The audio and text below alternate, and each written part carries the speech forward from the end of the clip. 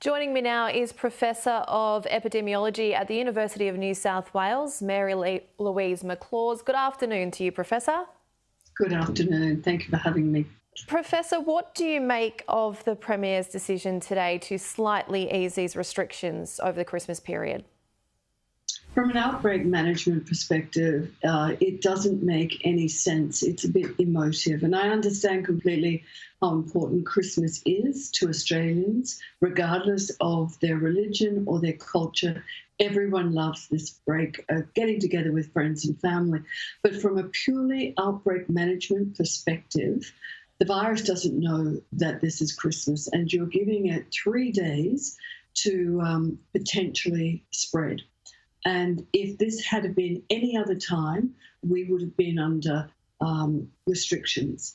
To have people come to your house, even though they live within the northern area of the northern beaches where the focus is, there is still the potential that they can have further clustering. And quite frankly, I know it's really awful, but they should actually be asked to be really brave, like we asked the Victorians for 114 days and our Muslim community to curtail their celebrations as well during this tough time, that we all get together and help the northern beaches cope by curtailing this and only having our household during these supposed festive season days. I actually asked that question yesterday on air, and I do believe a colleague asked a similar question at the press conference as well. Are we risking another outbreak, a worsening situation for one day? As much as we would, all of us, love to be with our friends and family, are we really risking it for 24 hours? Well, it's actually longer than 24 hours because it's been eased for 24, 25 and 26. And it's a good question you're asking because I believe we are. We have seen a slight decline in numbers, but it's not trend. It's not a trend. It's too soon. We've had 102 cases over 7 days. Of course, a couple of those first couple were had their symptoms much earlier, but were counted later. So even so, we've had 102 cases, and some of those cases are outside the Northern Beach area, and we are playing a very dangerous game because the virus loves it when people get together. And we were so close to elimination of having the fireworks, having sporting events. This puts us back because from outbreak management perspective, we need to wait 14 days at least in a small cluster, and in a larger cluster or a larger outbreak like they had in Victoria, you need 28 days of zeros before you can say we're back to living with very little risk at all. How far back do you think we've gone? I know the numbers are in single digits, but as you say, the risk is still very, very prevalent. The risk is, and we still haven't found that source case. So potentially the first 2 people in their 60s and 70s started to get symptoms on about the 12th of December. You look back about 5 days from that, and they were potentially exposed on the 8th of December.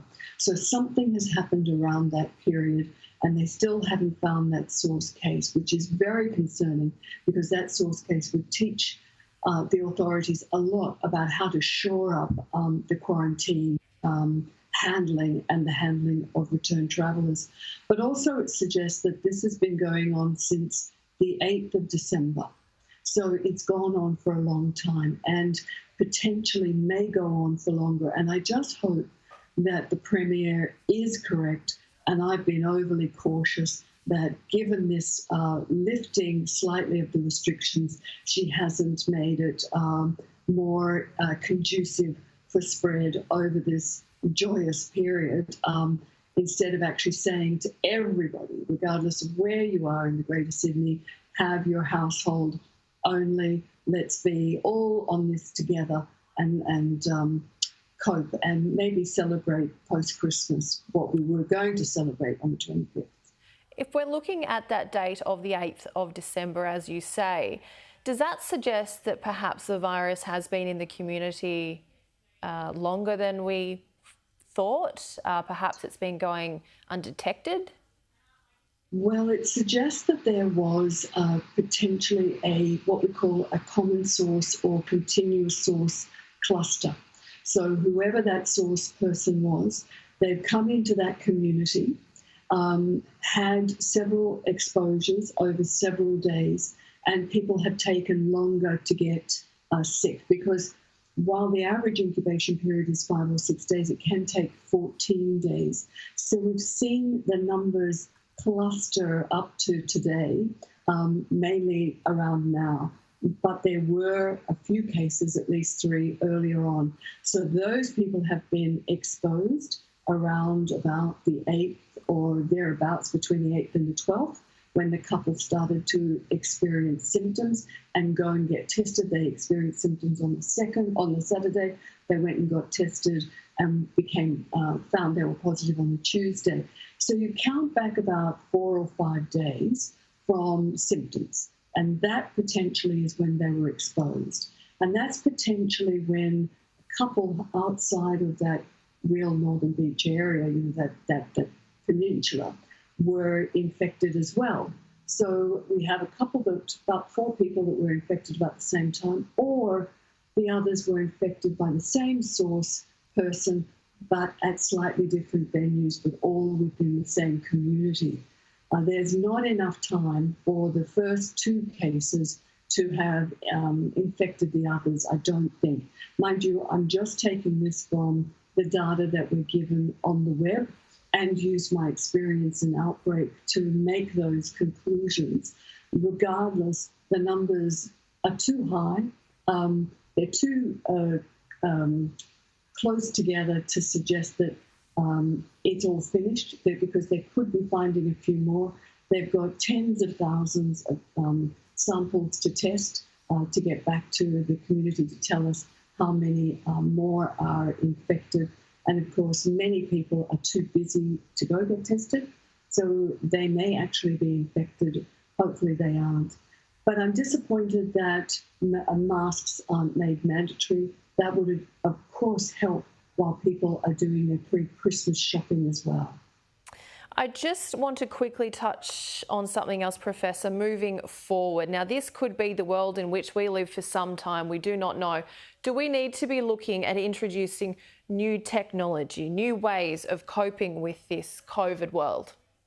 Thank you for asking a question, because there is new technology now. So the rapid point of care tests are much better than they were at the beginning of this pandemic. So these rapid point of care tests either use finger prick, saliva, or a nasopharyngeal swab.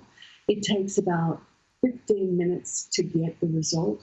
Sometimes they have little cartridges with a small machine that people can be taught how to use and read.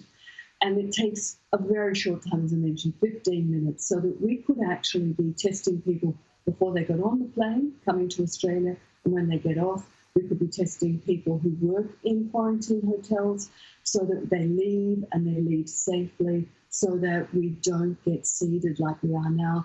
Or Australian flight crew who I have heard overnight are now finally being tested with a rapid saliva test. But why can't we use this, particularly for those who are symptom-free, and even if they've been in an area where a positive case was but didn't have close contact, they could have a test at day 5 with this rapid point of care test, which is so accurate for the first 5 days. And if they're still negative, let them out of quarantine or home isolation. So they are very, very good at identifying your negative, about 99 to 100% accuracy. Not so good at identifying if you've got the disease, so they might over-label you about 5% of the time. Worst case scenario is you could get a confirmatory PCR test, that gold standard test, because they are the test for diagnosis. But we need to start using a screening test so that we can do things like lift borders and have Australians still travel around, but while they're waiting to cross the border, have a test. And that way you're 99% sure that those who haven't come from a hot place, hot zone, are crossing safely into another state or territory. Unfortunately, we have to leave it there, Professor, but always a pleasure to talk to you. Thank you so much for your insight. Wishing you and your family a wonderful, safe Christmas. And to you and to all your viewers.